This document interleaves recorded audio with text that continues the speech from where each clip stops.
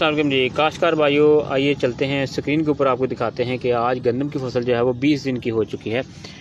तो इस वक्त आप देख सकते हैं कि पौधे जो हैं वो कलर चेंज करना शुरू कर चुके हैं, क्योंकि इनको पहले पानी के साथ यूरिया खाद भी डाली गई है। उसके अलावा बुरान भी जो है वो फ्लड किया गया था, जिंक भी फ्लड की गई थी।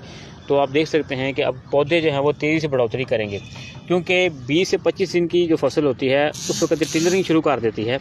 तो उस वक्त जो है फसल को जो है वो खुराक की और पानी की ज़रूरत होती है। तो देख सकते हैं ये टिलर निकलना शुरू हो चुके हैं फसल के ऊपर। ये देखें, ये इस वक्त टिलर जो है वो निकलना शुरू हो चुके हैं, पत्ते जो है बढ़ना शुरू हो चुके हैं। याद रखें कि जब फसल 20 दिन से कम होती है तो वो जो खुराक होती है वो अपने बीज से हासिल करती है। तो 18 से 18 दिन के बाद जब फसल होती है उसको जो है वो खुराक और पानी की ज़रूरत होती है, तो लिहाजा पहला पानी जो है बरवक्त लगाएं। तो काश्तकार भाई आप देख सकते हैं कि इस वक्त फसल को जो है वो पहला पानी लग चुका है। हमने आपको पहले बताया था, अगर आपको महसूस होता है कि आपकी गंदम के जो दाने हैं या उनका गाव जो है वो कम है, तो आप पहले पानी के ऊपर जो है वो छट्टा भी कर सकते हैं सीड का, जिससे जो होता है कि पौधों की जो है वो जर्मिनेशन जो है वो बाद में हो जाती है और गाव जो है वो मुकम्मल हो जाता है। तो काश्तकार भाइयों, इस वक्त आप स्क्रीन के ऊपर देख सकते हैं कि 20 दिन की फसल जो है वो गंदम की आपको नज़र आ रही होगी।